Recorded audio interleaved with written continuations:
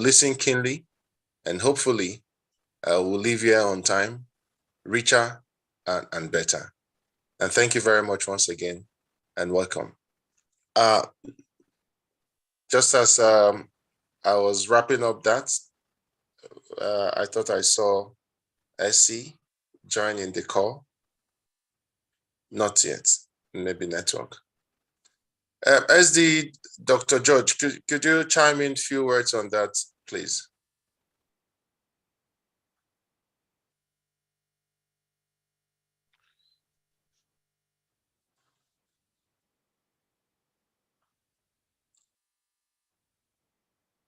Hello? Okay.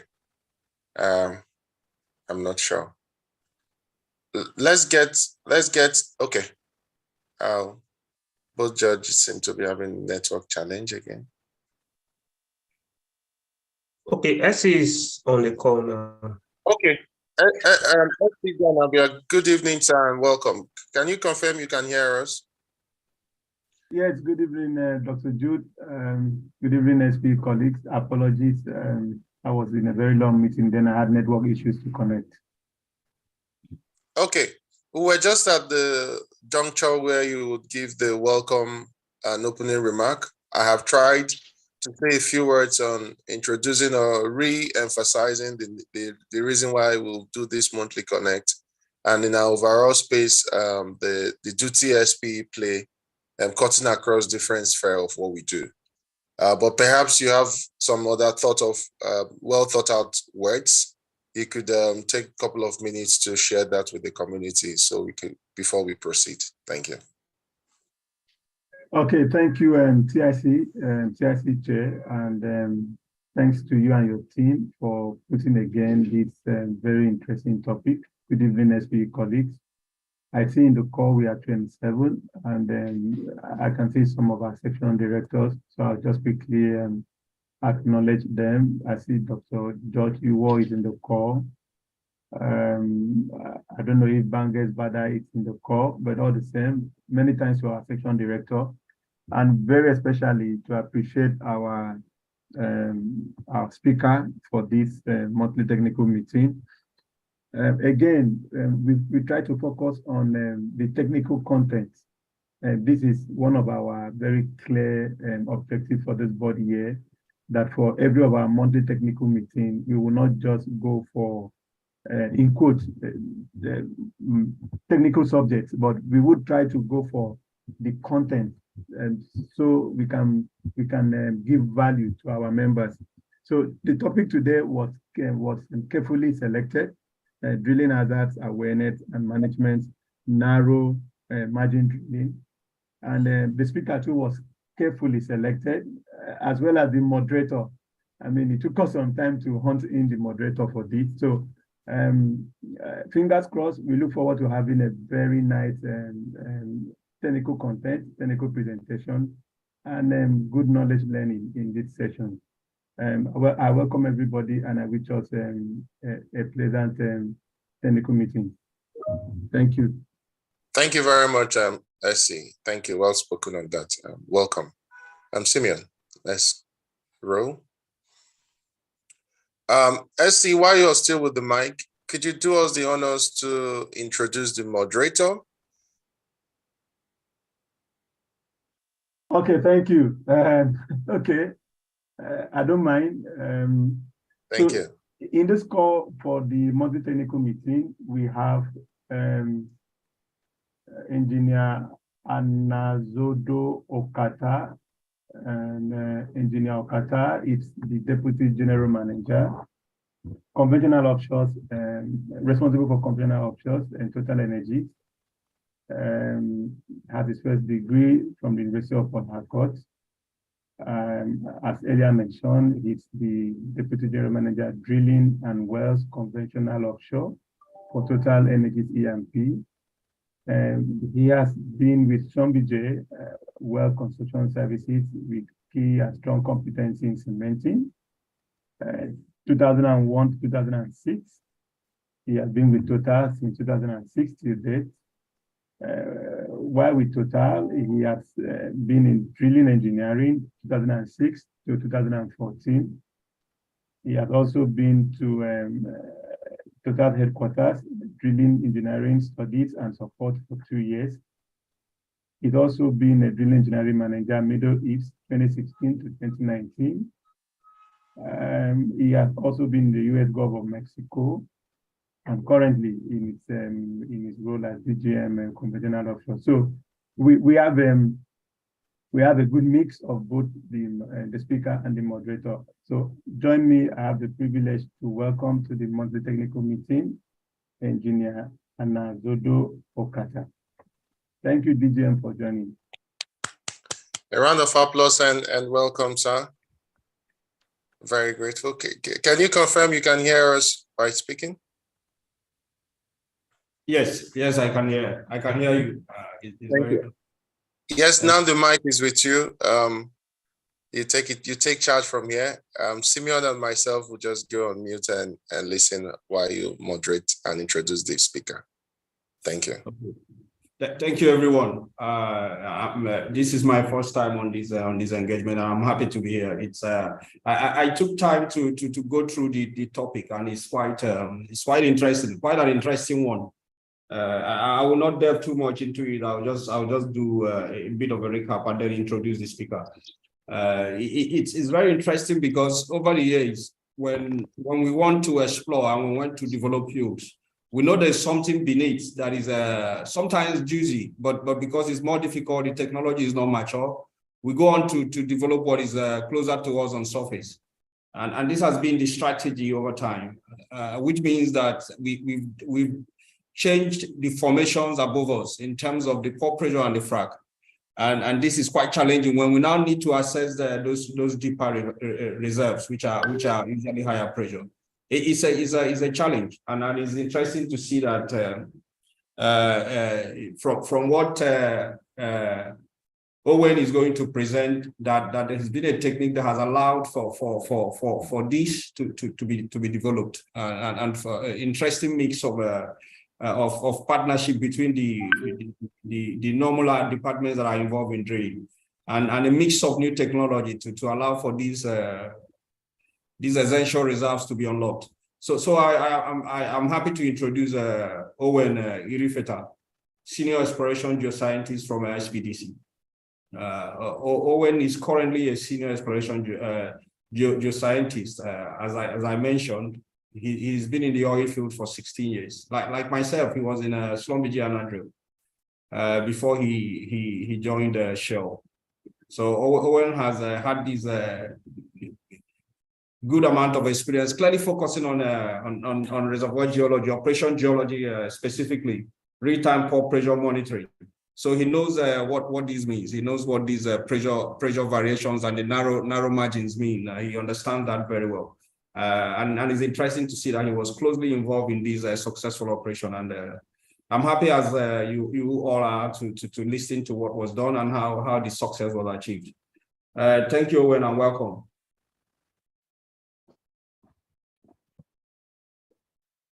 So the floor is yours. So can you hear me? Thanks, Anazodo, and thanks, Jude. Please confirm you can hear me. Yes, Owen, we can hear you correct. Yes, we can hear you. Okay. So do I share from my end? I think it's better I share from my end. Yes, if that's what's more comfortable to you, go ahead and share from your end. Okay. Then confirm when you see my screen. Now I see your screen. Sure. And you hear me clearly also, right? Yes, I hear you clearly. Okay.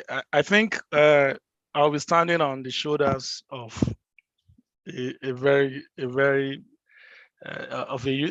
do I say, of a giant in our midst. Just looking at Anazodo's CV is actually interesting to see all he has done in this space called drilling. But just that my name has been put forward to do this talk today. That is why I will go ahead. If not, I would have handed over at this point to Kata to do this for us. Anyway, you told me that it was a bit challenging. It's a lecture, it's a talk, it's a presentation. And at the end of it, he said, I have just 15 minutes. So I asked myself, I've been doing these courses internally in Shell for since 2016 or thereabout. And we've done them for like the compressed one for 3 days, the full lecture for a week and all of that. So it's a struggle to actually compress this into even a 30 minutes session, but I'll see what I can do. So let's see how we can run with this. So my CV has been read, but what you have here, let me see if I can get a pointer. Okay, yes, I think I can get a pointer. Please, Jude, confirm you can see my pointer. Yes, I see your pointer. Okay, so I borrowed this graphic from Ali Button, and it shows what we want to talk about today.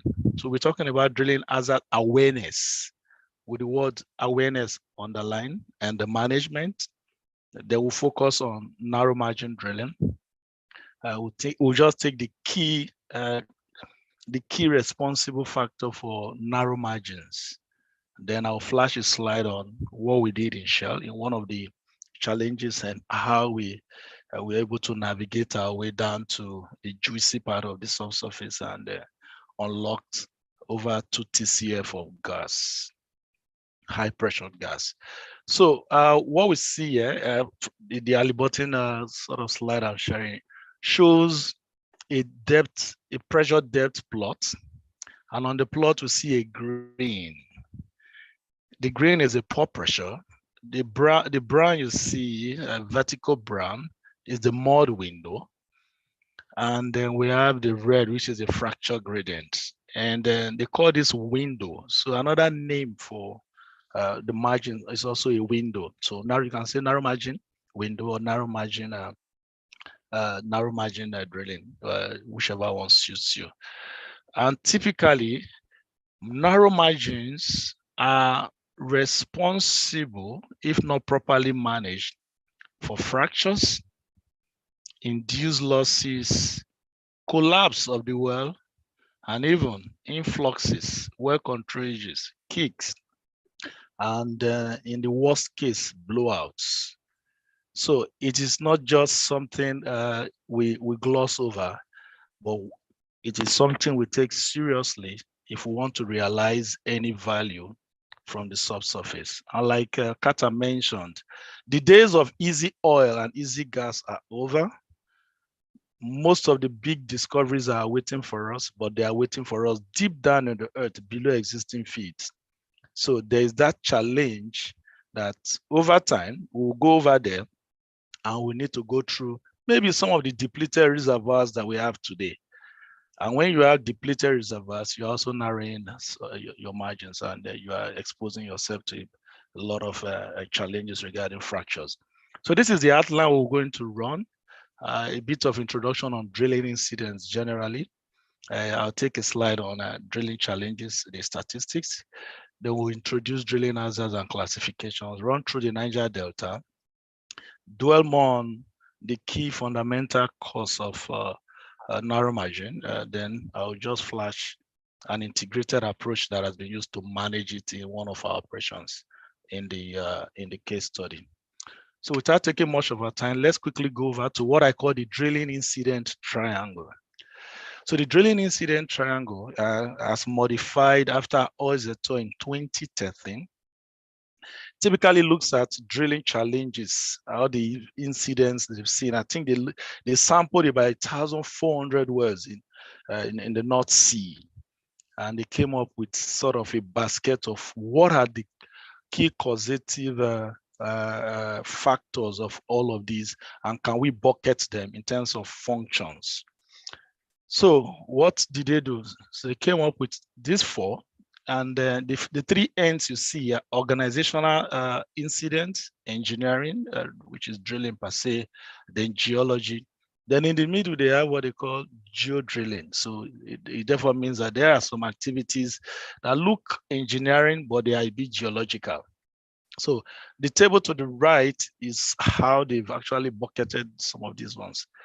And the organizational issues they picked up from all of these, from the studies that was done, picked up human errors. So we human beings also, we we constitute hazard even when we come into drilling. In terms of our judgment, in terms of even logistics challenges that we have on the rig, in terms of our level of competence, and where we don't have the learner mindset to do things in a more responsible way. From the survey, they also picked up the engineering incidents, and they said most of them are due to calculation, miscalculation, inappropriate design. Inappropriate design could be either under designing or over designing, and tools and equipment failures. The next sets were the geological hazards, and these relate chiefly to lithology, formation composition, what does the formation contain, and even the processes. The processes usually fall into that space of geodrilling, and sometimes our behaviors. Sometimes we believe we know it too much also, which also ties to organization. So a bit of a recap from that study says, drilling incidents usually result from a combination of these factors, whether engineering, geology, and even organizational. You remember the Piper Alpha blowout that happened, and how many lives you lost. So it's also a combination of the factors that we have listed above. Geoscientists, is a given that we need to collaborate with the well engineers such that we can actually break through in the subsurface, because the subsurface is a pot of drilling troubles, slipping.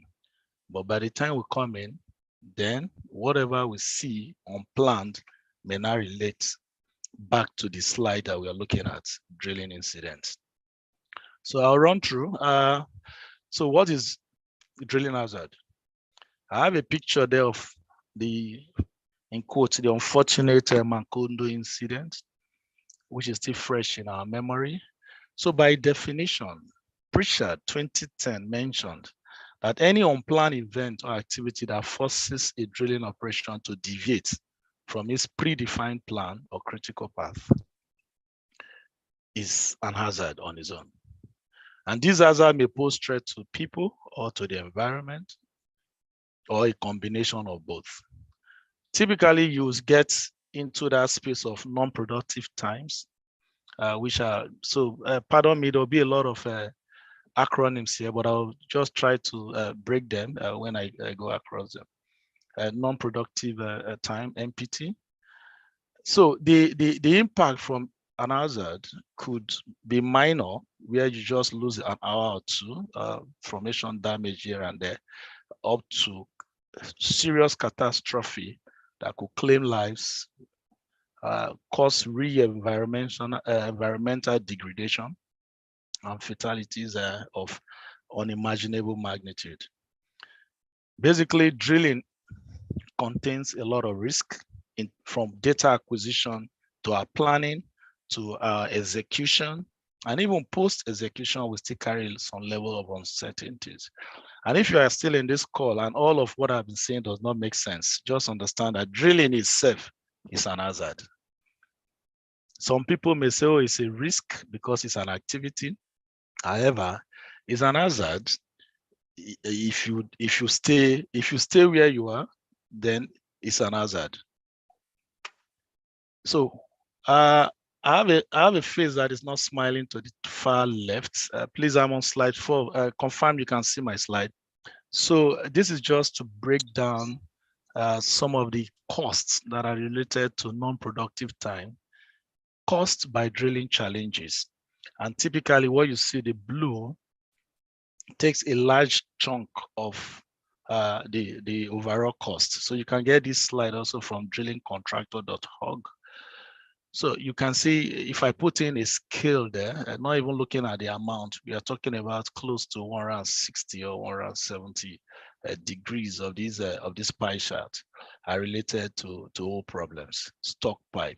Waiting is organizational, down to failures, rig repair, and others. So it goes back to the drilling incident triangle that we just looked at not quite long. And overall, just see the amounts that all of these can relate to. All problems have cost companies in the past to lose close to $15 billion So you can imagine what are important managing drilling challenges are. By classification, drilling hazards are classified into two groups. We have the soft drilling hazards and we have the hard drilling hazards. The soft drilling hazards, by definition or by class or by examples, include communication. So, for instance, with due apology, some of the rigs we have in country lately are Chinese rigs. So you'll be on some of those rigs, and communication becomes a problem. Yeah, you now need to bring in an interpreter, and even communication goes beyond just the language barrier. It's also how we report things on the rig. So reporting also goes under the umbrella of communication, and it's a soft hazard. Our competencies, how do we fare in terms of getting the right persons to do the job? Some are also environmental, which are things like waiting on the weather, thunderstorm during drilling, and all manner of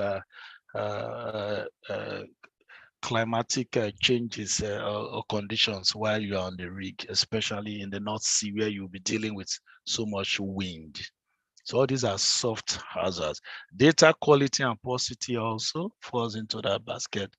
For the hard drilling hazards, you have drilling practices, drilling too fast or drilling too slow, drilling with high torque or drilling with high downward rotation, all manner of drilling practices that are not suited for the formation we are going through, likely puts us in that state to finally get ourselves either stuck or we sort of compromise the formations. The others are geological, geophysical, geomechanical, and I actually capture rig and two failures. So this slide just tells us that, yes, there are a lot of hazards, but we just sometimes need to put them into classes and understand the type of hazards we are dealing with. I'll quickly just go and pick some typical examples to push it forward. So communication, I said language barrier, Chinese rig, apologies again, reporting, non-clarity of ranges also. So you come in, you do your pore pressure prediction, and your P50 or your, let me say your base high and low ranges are so narrow that it doesn't capture all of the uncertainties you've seen in that field or in your analog field. So that also can create an hazard for those that are trying to realize the value in execution. Competency, I've talked about that, lacking the right keys for the job. And even when we're using inappropriate analogs, no, we've seen this before, it is not so, and all of that. So it sort of affects our judgment. Environmental, I made mention of weather conditions, wind, rains, and thunderstorms. And I made mention of the misinterpretation and even incorrect assumptions. All these are soft drilling hazards. I'll go forward quickly and sort of we'll start bringing in narrow margin into the picture. Geological, I made mention of the fact that I'll speak to this soon. Geological hazards, drilling hazards, shallow gas, shallow channels, pock marks on the seabed. All of these are geological. There are some also that are deep in terms of faults, sticky chase, washouts, and even hydrocarbons itself, where not found in where it is not expected, is also an hazard. Geophysical takes into cognizance over pressure, seismicity, and even subsidence. Geochemical and geomechanical. Now, this is the funny bit. Depending on who you are speaking with, some experts don't classify narrow margin as a hazard because it cuts across.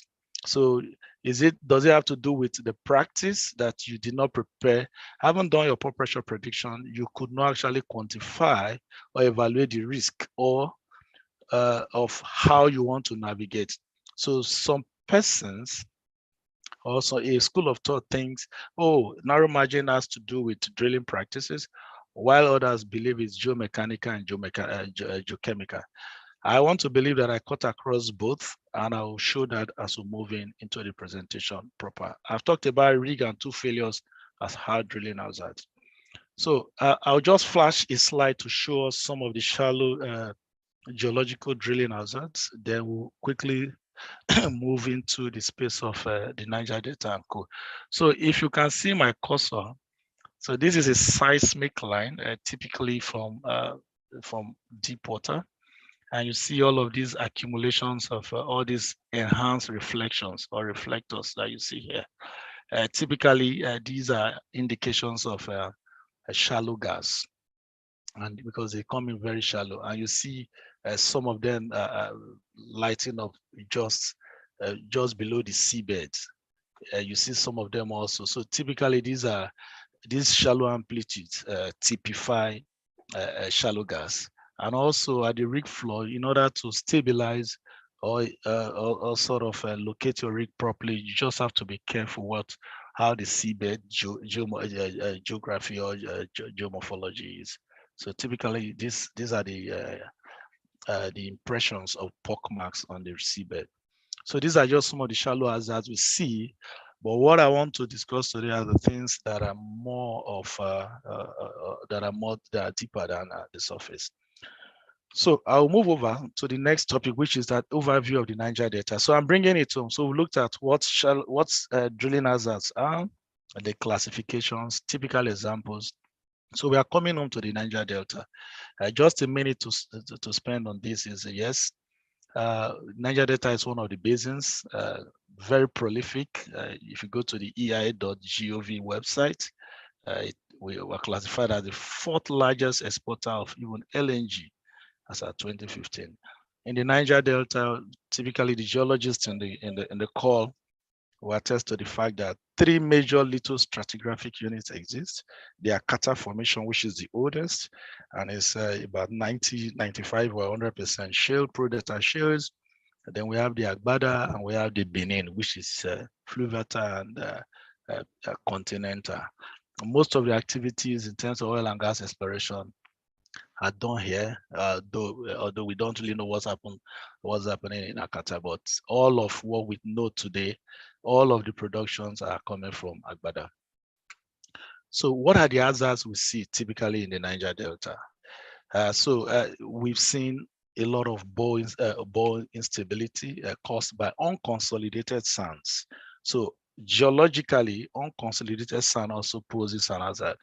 So you agree with me that in setting your well casings, you want a competent layer to hold your sand. So when we drill most of the top holes in our wells, most times we don't drill beyond 2,000 or 3,000 and 4,000, sometimes just 5. We still sit within the continental, depending on where you are drilling from.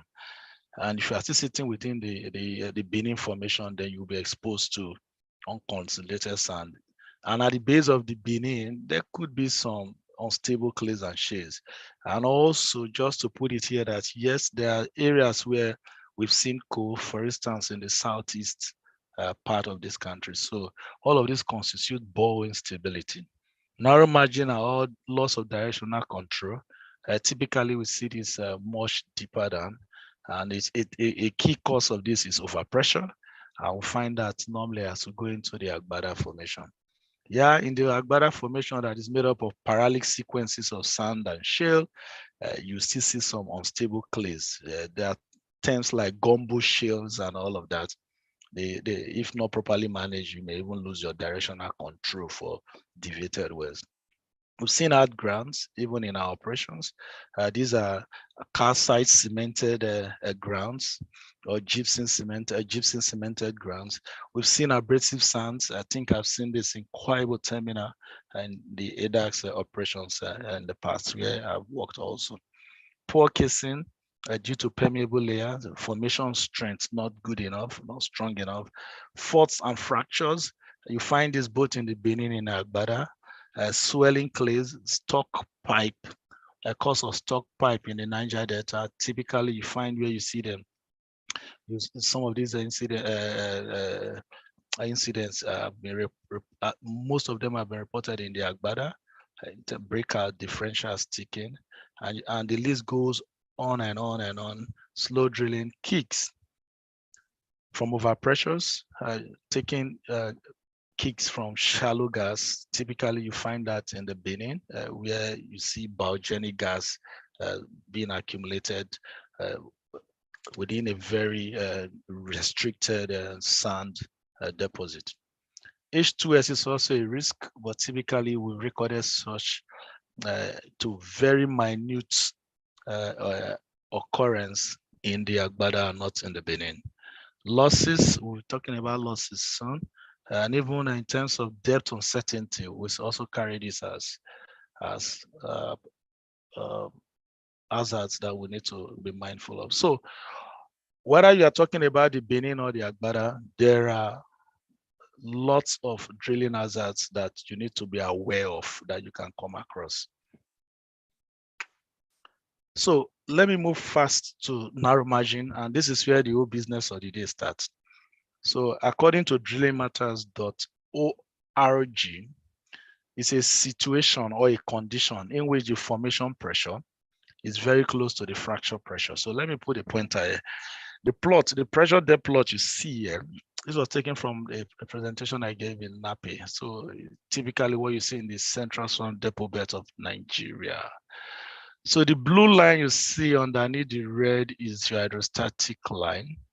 The red is the pore pressure. The light is this amber is your minimum case fracture pressure, which is very important because that defines your drilling window. Then the brown is your lithostatic or overburden pressure. So in shallow levels, what we see medium to wide drilling margin.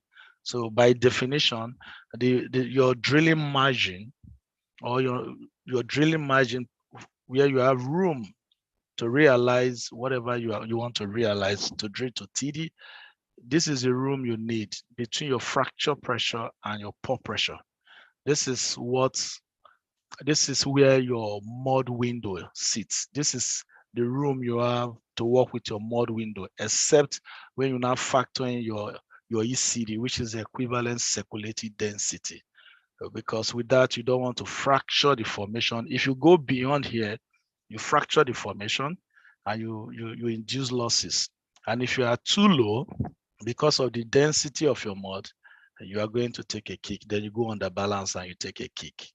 So this information is an input, a key input into the design of the well, the design of the mud and the mud program, and even the completions. I'll just go to the next slide so that we'll talk more around pressures. One big thief of the drilling window is overpressure. And I'll say that again. One big thief or the key responsible factor of narrow margin is overpressure. Why am I saying that? This is, for instance, so this is just hypothetical. So this is our fracture pressure again, and this is our pore pressure. At this depth, where the pore pressure is hydrostatic, we have a large margin to play with. Even if I go to the slide before this.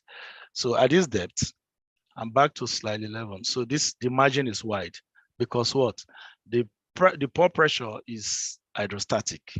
As soon as you start to increase the pressure as you go deep, your margin to play with reduces. You can imagine how we go from this, how wide this is to this, and it narrows to depth. So one key thief of the drilling window is overpressure. If there is nothing you take away from this lecture today, let it be that the key cause of narrow margin is overpressure. And what is overpressure? Overpressure is a disequilibrium state. So the word over means something is no longer stable. And it may result from fluid retention within a rock controlled by permeability, and that same attribute gives us the seal behavior of our rock that we want to call the cap rock or the seal.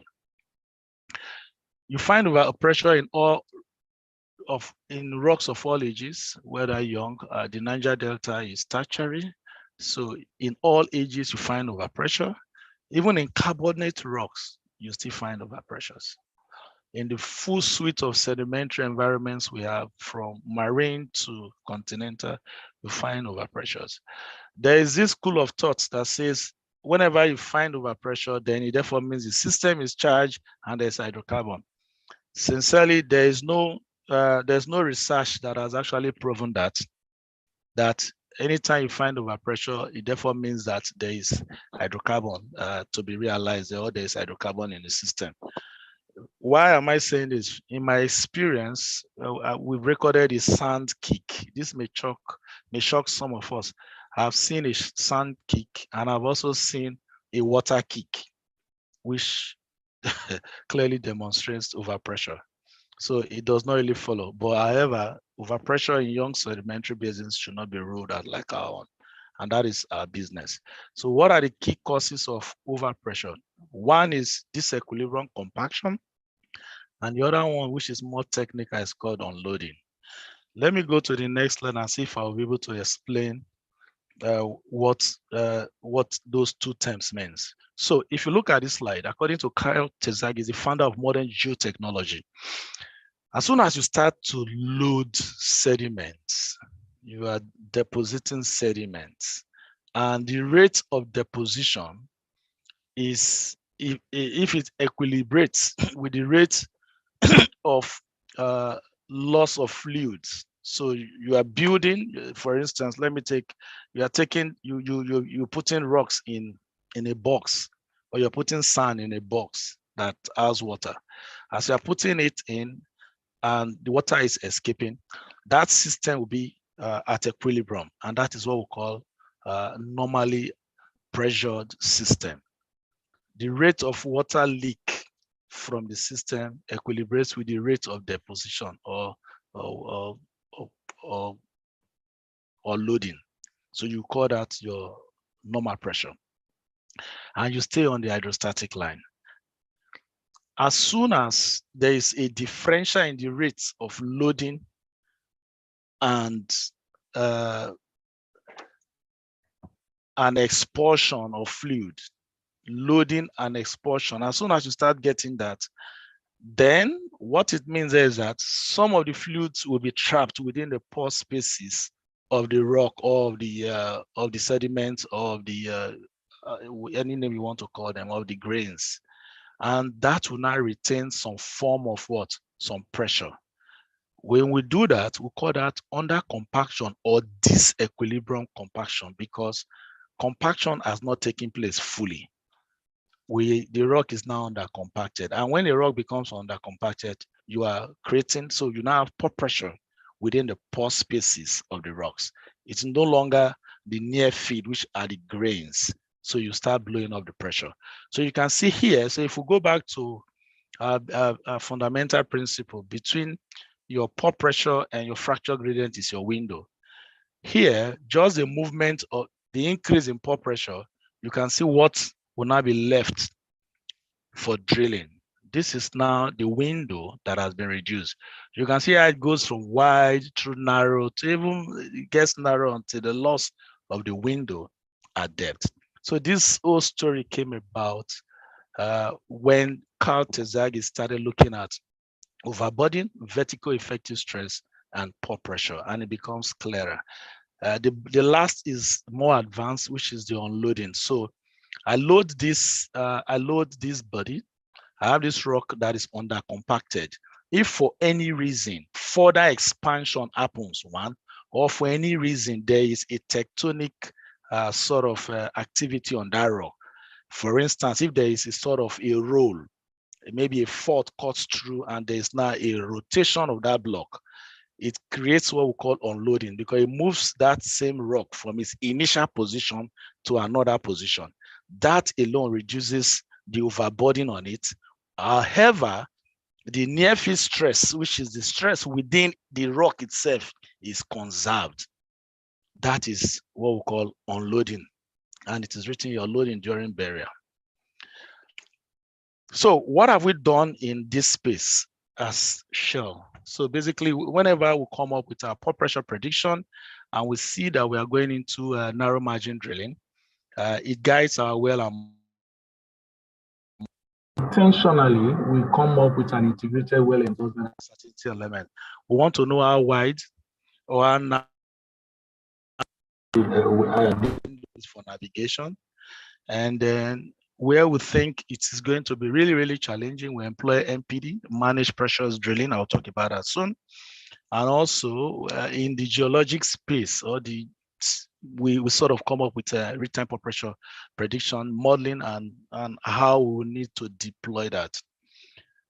As we drill, we don't just stay and wait for activity or for things to happen. We acquire VSP. We'll do a bit of pre-modeling before acquiring it so that we can be optimal in terms of the value we gain from the VSP.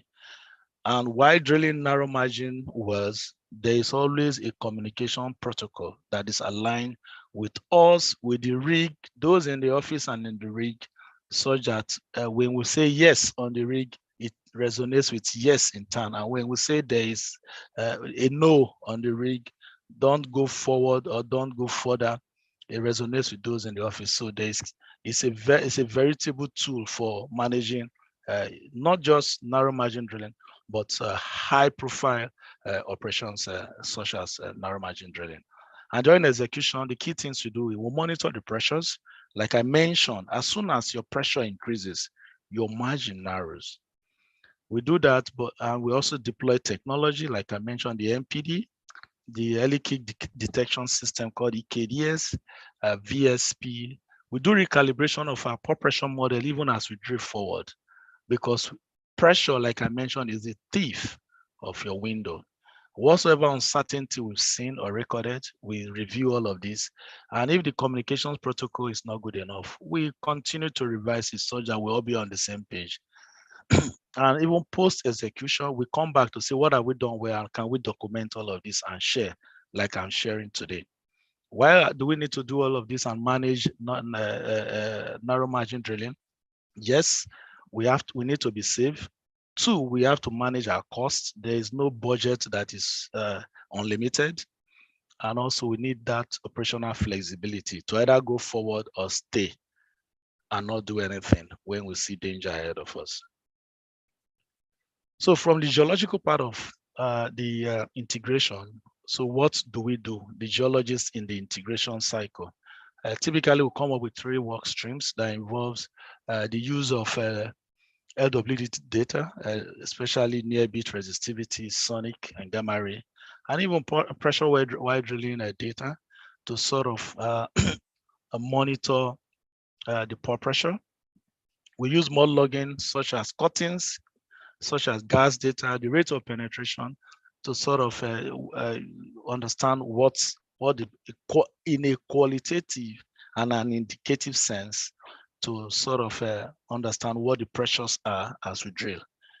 Additionally, we use drilling mechanics and mud hydraulics data to sort of understand what is happening, typically the ECDs and the ESDs. And the communication protocol I mentioned is what we have at the bottom left. It needs to be effective. Is there anything critical? Is a kick imminent? All of these are sort of weaved into a strategy that where anyone that sees, in terms of those that are monitoring on the rig or those monitoring in the office, if you see any deviation, like I mentioned earlier from the beginning of the presentation, that is critical and indicates that a kick is imminent, call the driller if you're on the rig. If you're in town, call the drilling manager immediately for action to be taken. And this is how the data information is. This is the rig site. We have people there. At the west site, monitoring team is there. In the office, we have a team sitting, especially either in Bangalore, in Houston, or in Port Harcourt. And we have a team of guys in the office that are continuously looking at the geology as we're drilling. So from the geological approach, we sit 24/7 looking at what's happening, especially giving more focus to the pressures. From the engineering part of it, is the deployment of what we call the MPD, Managed Pressure Drilling, according to IEDC.org. It's an adaptive drilling process used to precisely control the annular pressure profile throughout the wellbore. Now, this is a long story, so let me try and break it down using the picture to my far left. Typically, look at our pressure depth plot here. If you have a well, so conventionally what we do is that, let us say this line here is our pore pressure. The red is our fracture pressure. And again, let's go back to our definition. Our drilling margin is the difference between your fracture pressure and your pore pressure. Conventionally, what we do, we design our mud width and we drill in. If you go with the mud width, which is this black line, which we'll call your static mod weight, you typically fracture the formation at a point, at a depth. And while you are drilling here, this is, in terms of a projection, you likely fracture, if you put a dead end, let us say around 10,000. However, as you are drilling, Okata will sort of support me on this. The dynamic mod weight, called your ECD, is also building. And on top of that, if you're not cleaning the ore very well with the right additives, the right circulations and all of that, you may even fracture the formation much shallower, and you go into a loss situation. If you don't manage a loss situation very well, you go into a kick situation. So what is this all about? What MPD does for us is that it gives us, like, so let me use the analogy of a balloon. If I take a balloon and I want to so I want to put life into the balloon, two things I can do. I can either put water to get the reshape, or I can blow air into it. So if I put water, the weight of the water will still be felt. But if I blow air into that balloon, it's going to be lighter, but it will still serve the same purpose that it has been blown up. So what MPD does, MPD is like the balloon you put your air in. That air is called your surface back pressure. What it means is that rather than put weights, so we simulate the weight of the mud, which is dense, very dense, and use a back pressure to sort of fill in that dense mud weight. Then we put the mud at what? At balance, such that we can quickly react when we get into a well and not go and create a fracture and a loss, or create a balance and underbalance situation. So MPD affords us that adaptability to sort of drill and meander when we see very narrow margin. I think my time is running up. I need to be fast now. We have 3 more slides. The EKDS is just an early kick detection system that detects kick or flow into your mud system. It's a closed system per se. It has we have a cross flange. So this is a key item on it that detects even 4 barrels or 2 barrels of flow from the well into your pit. So the integration here that we've done in SPDC in Shell is geology, real-time pressure, monitoring and recalibration, and also deployment of technology from the well engineering side. And with this, we have actually done marvelously well. So this is a case study. This is a well we drilled in 2018. I'll quickly run through this. So we had a pre-depot pressure, which is this red line. This is the hydrostatic line. So we started drilling. This is our actual model we are drilling. And we got to this depth where we think the window is wide. So the original window is this red you see to this black. That was the original window. So we got to this point as we are drilling, and we took a kick. We took a kick at this depth. So what did we do? We quickly, because we were ready, and we knew that we are drilling, we encounter deep, narrow margin at depth. We've actually sort of prepared ourselves for the worst. So what did we do? Because we had this EKDS, early kick detection system running, we were able to pick the kick just after 4 barrels. Just 4 barrels, we were able to pick the kick and say, hey, we are getting an influx. So what did we do? We killed the kick, increased the mud weight, and we drilled to section TD somewhere around here. So this is the kick, we drilled to section TD. We now acquired VSP, vertical seismic profile, and we did an inversion on the velocities. With that inverted velocities, we sort of now modeled a new pore pressure. And from the LOT that has been done before now, we're able to sort of come up with a fracture gradient to guide us going deep. So we came up with this. If you can see this green now became the new pore pressure. This blue became the new hydrostatic pressure line. And the fracture gradient became this very thin one. So in terms of deploying our MPD, what did we do? So we are supposed to go in with a mud weight that will sit between our fracture gradient. So let's just take a look at the the colors and what you see here. And I'll try to explain. So how do we now drill to TD at 14,500 feet when you now have a very narrow window to go through? So what did we do? If we had gone in with this mud width, the brown, it therefore means that at this depth, we'll be very close to sort of at balance, and we may take a kick at this point here. Now, remember, in the dynamic mode, you can simulate what your ECD will be. With this, you will now get an ECD that will just be trending alongside your fracture grade, which is this red. So what we did by bringing in the MPD and the back pressure, we're able to drill with this. I don't know if somebody can help me with this color. Is this amber? This very light brown. I don't know what to call it. So this was the mud width, the MPD mud width that we now used to drill. You can see how we nicely navigated between our pore pressure and our fracture pressure to TD. And just by doing this, I'll just put it here now, all of the discoveries we made below this kick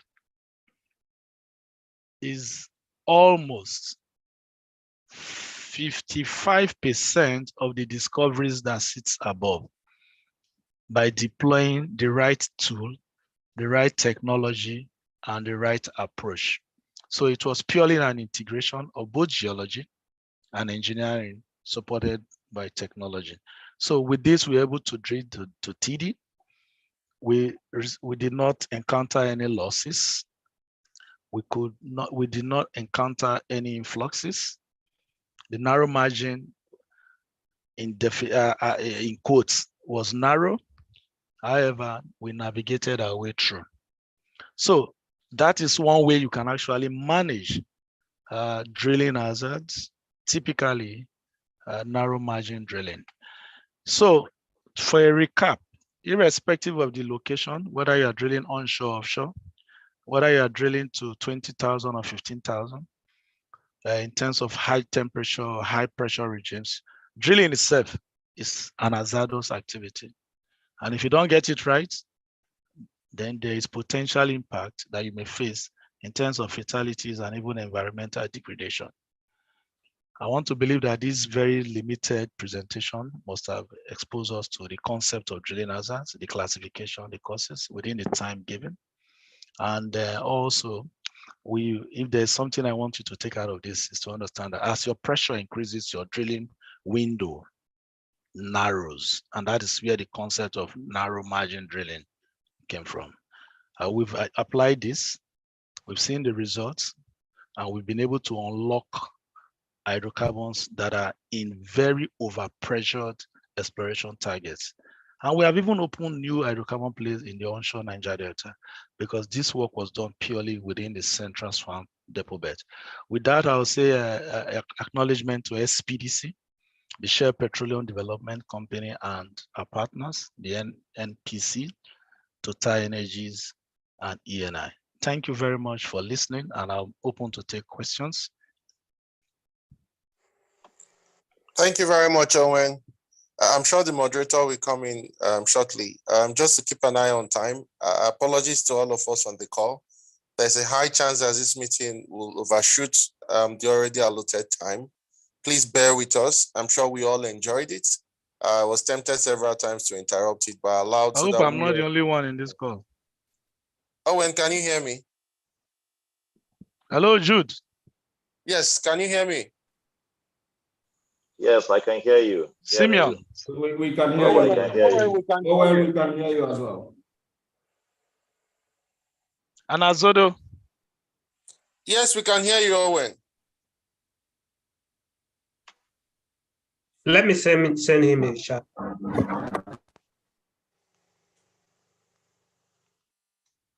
Hello? Yes, Owen, we can hear you. Maybe you could adjust your headset.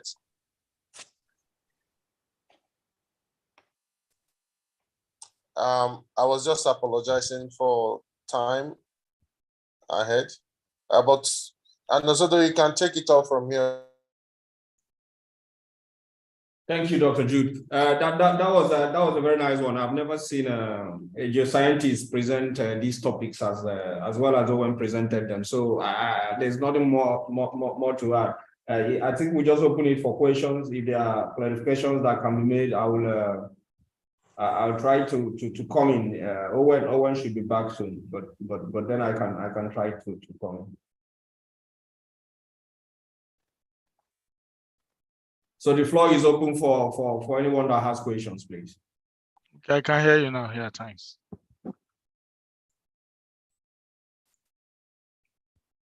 Are we losing ourselves completely? Can someone hear me? I can hear you now. Okay, Owen, you're back. Anazodo, can you hear me all right? Very well, clear, loud and clear. I can hear you. Okay, let's just shorten the time for this session. Take as quick questions as we can. If there is any further need for reply, we'll try to send the questions to the presenter and relate the feedback to everybody on this call if we couldn't take it, just to save our time. Thank you. Back to you, the moderator.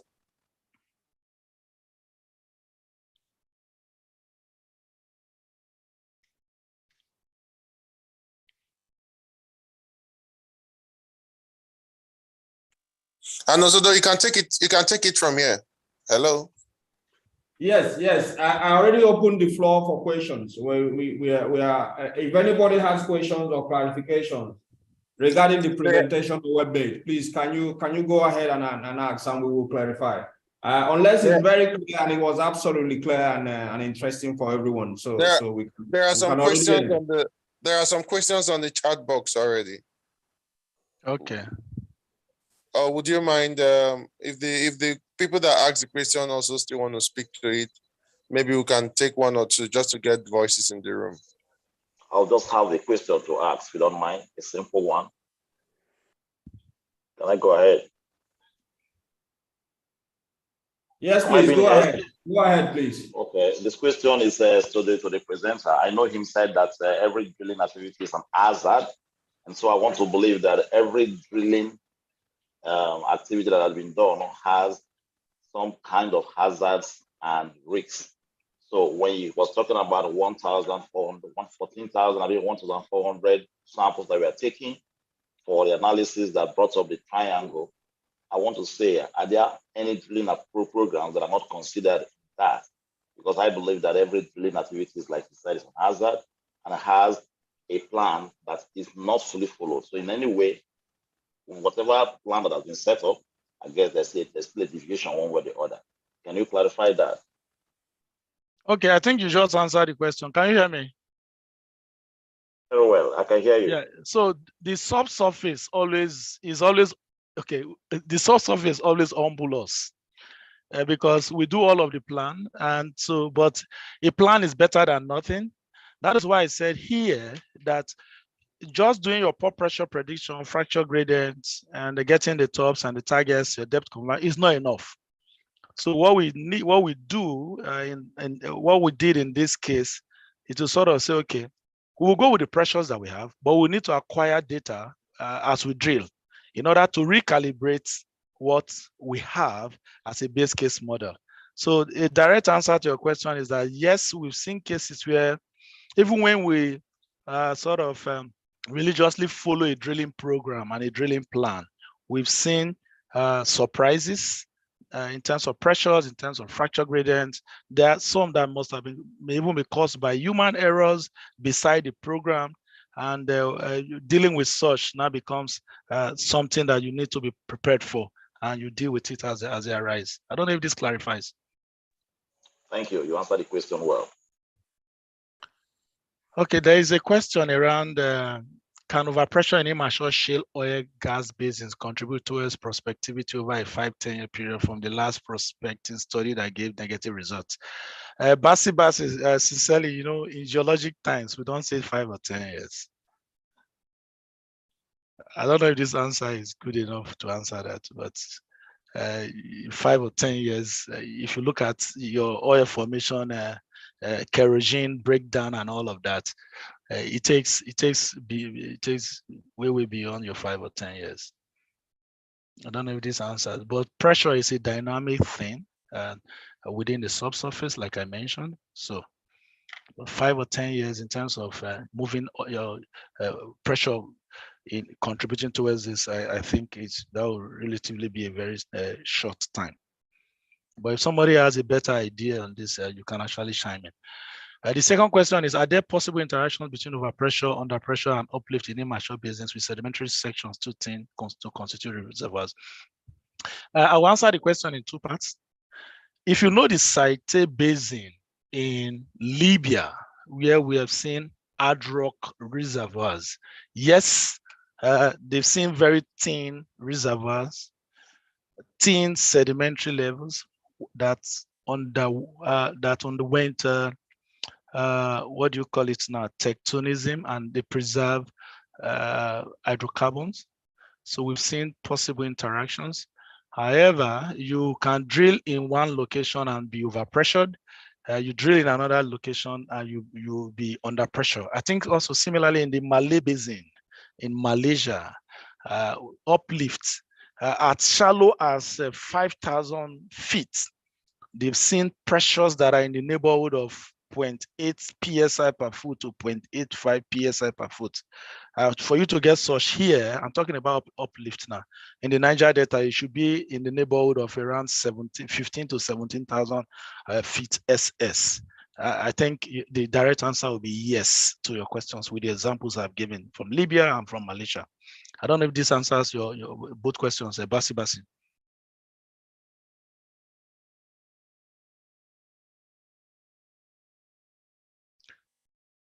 While waiting for Basi, Jude, there's one other question around after the mud weight for a particular well has been designed. As drilling proceeds, the ECD tends to rise, yes, progressively as a result of clay presence in the mud. And not necessarily clay presence, but yes, one of the factors. Apart from the solids control process, what can be done to keep the mud from attaining the fracture pressure? Very excellent question. What can be done? So there's what we call, for the drillers that are in this call, you can pump what they call high vis mud. So such muds have the tendency, they have an affinity for the clay that are in the mud. So they attract and they take it out and they sort of maintain the mud density. That is one. 2, you can decide to do bottoms up circulation. So you just stop rather than drill ahead, you circulate the mud. In that process, you are making it homogenized such that the ECD becomes something you can manage. These are 2 quick wins you actually use to manage ECD as you drill. And mind you, when you get to TD, you still need to manage this, do your bottoms up to keep the mud homogeneous before you even go into logging or acquiring of any form of data. Darlington, I don't know if this answers your question. I'll probably add a little to that. Good. So clearly for that question, it's really the rheology you can play with. If exactly the only you can play with. If you thin down the mud, then you have generally the friction it exerts on the formation, which is the added weight in ECD condition, you could manage that slightly. But other than that, there's hardly much. Once you've used the solid control to take out the solids, if there's a lot of solid like cuttings, you circulate like Owen said, you circulate to reduce the amount of solids which are fines and all of that. And then you can reduce and manage. But again, it's quite dicey. There's not much you can do on the mud. You need the mud to keep the pressure. You're either able to drill further or you set casing where you are, and then you're able to manage the formation below you better. But you don't have a lot of other things you could do. Yeah. Thank you very much. Thank you very much, ladies and gentlemen. This has been a very interactive section. I really wish this was a face-to-face event because we would have had more face-to-face interaction. And this will lead in one of our slides where we are really, really looking forward to coming back where we have sponsorship to have face-to-face events. However, we have to draw the curtain on this section here. But please, let's keep the conversation going in the chat box. So Owen, graciously for every question on the chat box, while the rest of the activities of this meeting carries on, provide the answers and the feedback. And then hopefully that can help with the conversation. But we spent almost an hour on this, and I'm afraid we just have to move on. But I still want to, while the mic is still with the moderator, are there quick wrap-ups you would like to give to us just to formally close that session, and then we run the rest of the SPE items on the agenda? Okay, thank you. There's not even really much to add. I think it's a very good technique. It's a mix of disciplines working together. That's the only way we successfully manage difficult drilling conditions. Disciplines working together, providing the information the drillers need to make decision. We have a bit of technology with the MPD system and the early kick detection systems. Those can help, but again, always we need human intervention, people that are knowledgeable to be able to make the decisions to deliver these objectives. Here it was successful. When it is not properly managed, it is not successful. That's all I can say. Very interesting one, and it's opening the door for a whole lot of other discoveries that we know exist within our sector. Thank you very much. Thank you very much. I think Owen, the presenter, and Azoto, the moderator, both deserve a round of applause. Please, wherever you are, jam your hands together to say thank you very much for this wonderful presentation and moderation. We have been blessed. I've enjoyed and it's a very topic, and that's why people are not even reacting based on the time we've spent. Over 40 persons are still on the call enjoying it. Thank you very much. I really wish we had this face-to-face. I'm sure my SC is smiling like, hey, bring this to the classroom, bring us to a hall. And this would have continued afterwards. Thank you very much. Simeon, let's go over to the next slide. And here I will invite the SC, Dan Abia, to handle this section. Thank you very much, SC. Thank you, TIC. Once again, many thanks to the speaker and the moderator. Quickly in the call, we are 4 to 5. Let me very respectfully acknowledge Professor Dosumu. I think he was in the call. I don't know if he's still there. Many thanks to our SD engineer, Dr. George Iwo. He's still in the call, and many others. I would view this responsibility to Dr. George to present the certificate to our speaker. SD, please.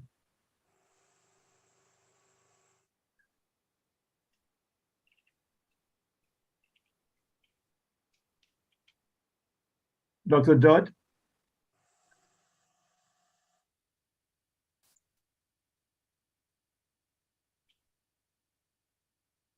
Oh, he's muted. Simeon, I hope we are not the ones muting SD George. No, he can unmute. SD George, please, can you hear me? Yes, I can hear you. Please go ahead. Okay, please, we have the honor to have you present to our speaker certificate of appreciation. Okay. To say that I enjoyed this lecture is an understatement. Even though I'm not a drilling engineer, I actually did enjoy it, and I wish this is a physical event, just like the moderator said. I would have loved to meet the speaker himself. You are very, very, articulate in your pronunciations and in your communications. Very nice. And I will say to you that SPE 103 is not doing any mistake to give you the certificate of honor for the aspect that you participated on this, and you've been able to give us a very good monthly technical meeting. And so on behalf of SPE section 103, I, Dr. George Iwo, present to you Mr. Ovigo Owen Irefeta, this certificate of appreciation for volunteering as a speaker for the 2022 November monthly technical meeting with the topic Drilling Hazards, Awareness and Management, Narrow Margin Drilling. This is signed by the section chairman, Daniel Abia, and the technical information chairman, Dr. Jude Osimobi. Please accept with gratitude, Mr. Owen. Thank you. Thank you very much. Thank you very much, Owen. This Thank you. certificate will come to you duly from the SPE email, and the appreciation notes will follow suit. In addition to that, we have not flashed it on the screen. We also do duly recognize the moderator, and a certificate of moderation for helping us deepen the understanding in this conversation will also be duly emailed to you. Thank you very much, the presenter and the moderator. We duly honestly appreciate this time and this technical piece we have gotten from you today. Just as we were saying during the presentation, we are latching onto technology. COVID taught us that there are opportunities for us to do things the way we are doing it now, but we still crave to return back to face-to-face. But however, we need sponsorships. And this page is just to open it all to everybody. We could see on this call, there are so many persons in IOCs, in the private spaces. We also take this opportunity in our meetings. The benefits are enormous for both the sponsor. Your activities will be aired and advertised. What you do, beautiful techniques like what Shell has shared today. Imagine that this technique is what Shell wants to sell. We could see it works. People will come calling for it. So please, you can see the technical expert of people here. We are open to sponsorship. For further inquiry, feel free to reach out to myself, the SC Danabe, and the program's chair, Ngozi Okonkwo, for further directives. Thank you very much. Simeon.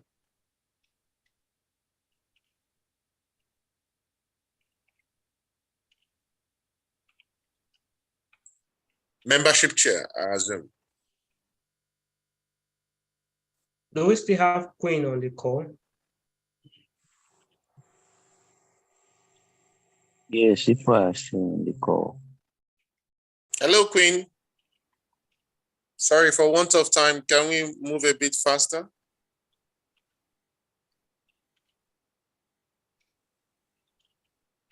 Simeon, could you say a word on this? Okay, let's just move further. So we encourage everyone to be a part of SPE. SPE simply means, for those who don't know, Society of Petroleum Engineers. So SPE is a place for all of today oil and gas energy industry, professional students, regardless of experience or course of study. So it cut across all professions. So we are all encouraged to be part of SPE. So it's for students also. We have student membership. We have professional membership. So we encourage those who have not renewed their membership to also take advantage of this and also renew their membership.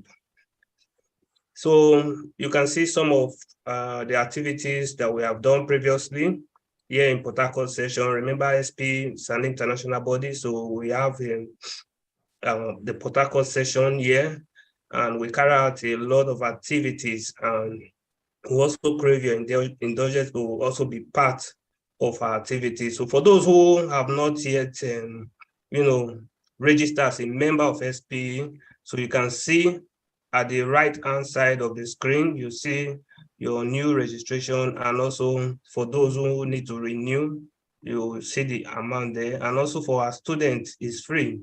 So you can latch on to that opportunity and get registered. So I think these are all the benefits that you can also get for being a member of SPE, which is on the screen. So for further information, you can contact the persons on the screen. You can see the email address, you can send them an email, you can chat them on LinkedIn through their name, and also ask them any information you require, they will provide it for you. And if you want to become a member, you chat them up or send an email, we'll respond to you. Thank you very much. Just to further encourage us that currently SPE Port Harcourt have also graciously put a discount for registration. Simeon, confirm that's still on. As high as a 40% discount for the registrations that would happen within this period. just in the spirit of the Christmas that is forthcoming for holiday. Please latch onto this opportunity and get registered as a member. Lots of events packed for you, all to make us stronger and better professionals. Thank you. Simeon, what do we have next? Okay, so our upcoming events. The Work for Life chair, is you here or the spokesperson? Go ahead.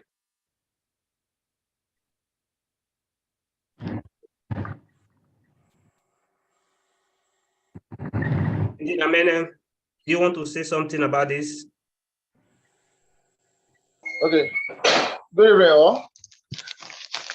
Good evening, SD and SC, presenter and moderator. Good evening. Oh, okay. I'm going to say brief information on our charity event we are working towards to have. You can see the flyers. The flyer on the left side is the charity event I'm talking about. We are to visit the flood victim in River State, Ahuda. So we want you to use this audience to invite everyone to be part of it. It's going to be a charity event. You can see the material needed. We need cash donation. We need material also that you can drop at the SPE house so that we can put it together and embark on this event. Then for your cash donation, SPE account is also there. Just anything you have is a really donation. Do it through the SPE account. We receive it and we will also honor it.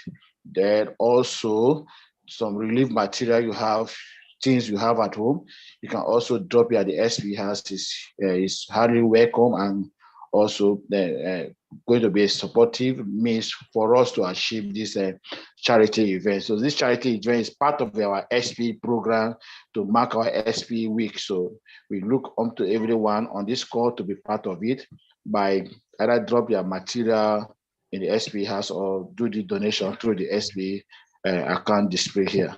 Thank you so much. Thank you very much, Zemene.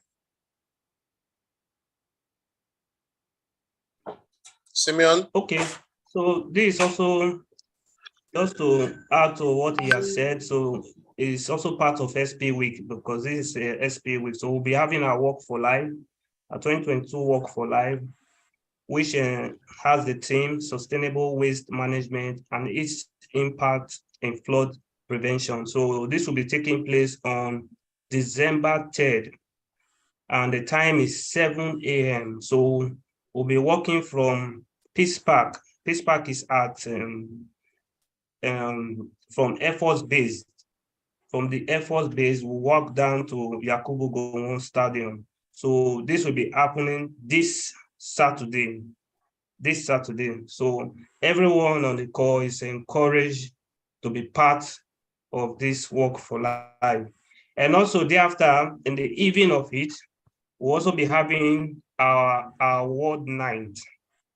So our award night is like an avenue where we use to, appreciate our sponsors who have partnered with us for over the years, support us in our various events, and also they are the people that, the brain behind helping us to, project this out there.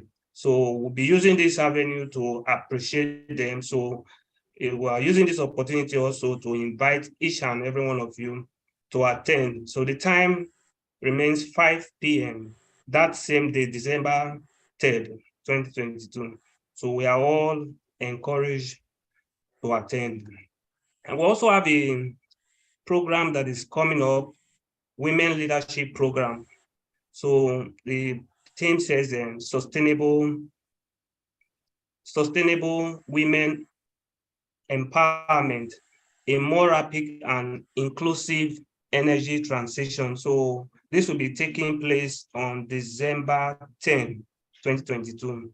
So we encourage everyone to dial in. It's going to be a virtual event. You can see the link there. December 10, 2022, and the time is 10 a.m. So you'll be seeing more of this on our social media handles. Thank you. Thank you very much, Simeon, for that. So I think that is the last. Okay, so do we have the programs chair on the call? Yeah, the programs. Course. Thank you very much, madam. Thank you. It's good to have you in this meeting. A few words, wrap-up words, and then the SC comes to send us all good night and a volunteer for closing prayer. Okay. Madam, please. Before she comes up, can we quickly take our pictures? Okay, thank you. Thank you, Simeon. Yeah. Because we are dropping off now. Yeah. Can we turn on our cameras? Imabo, your camera has been shining since. Thank you. Hi, Chioma. You're on mute. Darlington, Ransom. Great. So let's turn on our cameras. Good. Today's lecture was so rich. SC, nice. SC is always looking corporate and formal. Okay. So do we have everybody now? Yeah, Simeon, I think some video are still coming up. So let's give like 10 seconds more. Yeah. Okay. Let's get the cameras on. 7 Itoro, I can't seconds. see your camera, Itoro. No pressure. We have 5 seconds. 4 seconds more. 2 seconds. Right now, done the finisher. And we are good. Okay, Ma, the floor is yours now. Thank you. Yeah, so good evening, everyone. Just want to use the this opportunity to thank the presenter Open for doing justice to the topic, and the moderator, Engineer Nazadu, and everyone who has joined the call. We really appreciate you available lots, and do have a wonderful evening. Good night. Thank you very much. Final words from SC and then a word of prayer. TIC, I think the words from program share, it's sufficient. So I stand on that existing protocol. Thank you, I everyone, agree with you. and have a beautiful evening. Thank you. Can we get a nomination for closing prayer? This is just right on 7. 1 minute after. Please go ahead, Darlington. Thank you, Darlington. Thank you, Darlington. Okay, let us pray. Father, we thank you for the success of this meeting. We thank you for the wisdom that you've given us. We thank you for your grace that leads us. We ask for those of us that are still traveling, grant us journey mercies and give us retentive memories and the ability to apply what we have learned today. In the name of Jesus Christ. Amen. Amen. Amen.